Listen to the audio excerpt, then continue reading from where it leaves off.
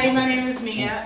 Now the first piece I'll be reading is actually not something I've written. I was asked to read this. This is actually by, this was a speech given by Fannie Lou Haymer.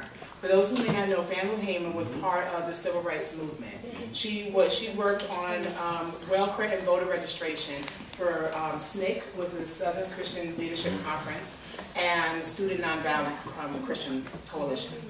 And while her time, she was born in Rouville, Mississippi, and while she was in Rouville, Mississippi, at that time, that's before the Voting Rights Act was passed in 1965, sorry. So when she went to register to vote, she was basically taken in by the police and beaten horribly.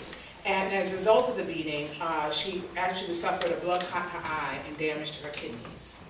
This speech was given at the Democratic National Convention in 1964 before the Democratic Committee, because there was not a black delegate at the Democratic Convention. And they felt obviously this was a problem. And also they wanted to bring light to the fact that in Mississippi that it was still back in like the 1800s basically.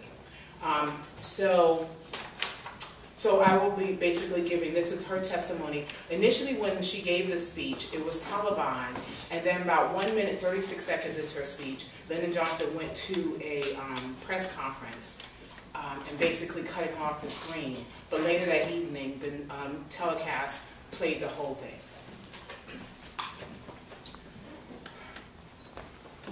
Mr. Chairman and the Credentials Committee, my name is Fannie Lou Haymer, and I live at 626 East Lafayette Street, Rouville, Mississippi, Sunflower County, the home of Senator James O. Eastland and Senator Stennis.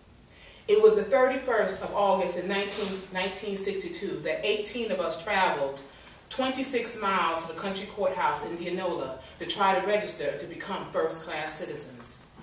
We was met in Indianola by Mississippi men, highway patrolmen, and they only allowed 2 of us in to take the literacy test at the time. After we had taken the test and started back to Rouville, we was held up by the city police and the state highway patrolman and carried back to Indianola, where the bus driver was charged that day with driving a bus the wrong color.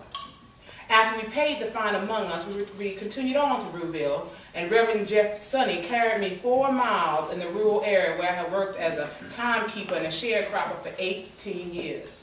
I was met there by my children who told me the plantation owner was angry because I had gone down and tried to register. After they told me, my husband came and said the plantation owner was raising Cain because I had tried to register. And before we quit talking, the plantation owner came and said, "Fannie Lou, do you know, did Pap tell you what I said?" And I said, "Yes, sir." He said, "I mean that." He said, "If you don't go down and withdraw your registration, you will have to leave. Then, if you do go down and withdraw," he said, you might have to go because we're not ready for that in Mississippi." And I addressed him and told him and said, "I didn't try to register for you. I tried to register for myself." I had to leave that same night. On the 10th of September 1962, 16 bullets was fired into the home of Mr. and Mrs. Robert Tucker for me. That same night, 2 girls were shot in Rouville, Mississippi, and also Mr. Joe McDonald's house was shot in. And in June the 9th, 1963, I had attended a voter registration workshop, was returning back to Mississippi. 10 of us was traveling by the Continental Trailway bus. When we got to Winona, Mississippi, which is in Montgomery County, 4 of the people got off to use the washroom, and 2 of the people to use the restaurant. 2 of the people wanted to use the washroom. The 4 people that had gone in to use the restaurant was ordered out. During that time, I was on the bus, but when I looked through the window and saw they had rushed out, I got off of the bus to see what had happened. And one lady said it was a state highway patrolman and a chief of police ordered us out. I got back on the bus, and one of the persons had used the washroom got back on the bus too. As soon as I stepped seated on the bus, I saw when they began to get the 4 people in the highway patrolman's car. I stepped off of the bus to see what was happening, and somebody screamed from the car, and the 4 workers was in and said, "Get that one there." And when I went to get in the car, when the man told me I was under arrest, he kicked me. I was carried to the county jail and put into the booking room. They left some of the people in the booking room and began to place us in cells. I was placed in a cell with a young woman called Miss Investa Simpson. After I was placed in the cell, I began to hear the sounds of kicks and horrible screams. And I could hear somebody say, "Can you say yes, nigga? Can you say yes, sir?" And they would say other horrible names. She would say, yes, I can. Yes, sir. So say it. She says, I don't know you well enough. They beat her. I don't know how long, and after a while she began to pray and to ask God to have mercy on these people. And it wasn't too long before 3 white men came to my cell. One of these men was a state highway patrolman. He asked me where I was from. And I told him Rouville. He said, we're going to check on this. And they left my cell, and it wasn't too long before they came back and he said, you from Rouville, all right? And he used a cuss word. And he said, we're going to make you wish you was dead. I was carried out of that cell and into another cell where they had 2 Negro prisoners. The state highway patrolman ordered the first Negro to take a blackjack.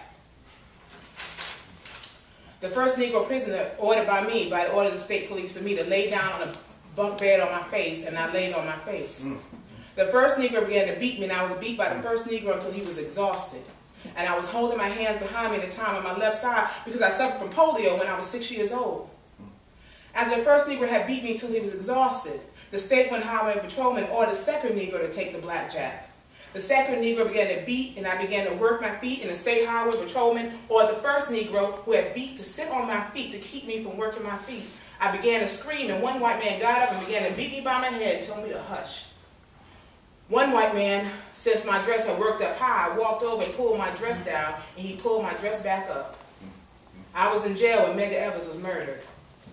All of this is on account of us wanting to register, to become first-class citizens. And if the Freedom Democratic Party is not seated now, I question America. Is this America the land of the free and the home of the brave?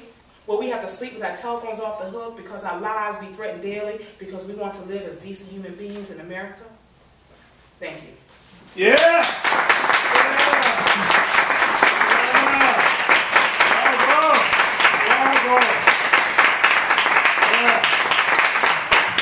Bravo!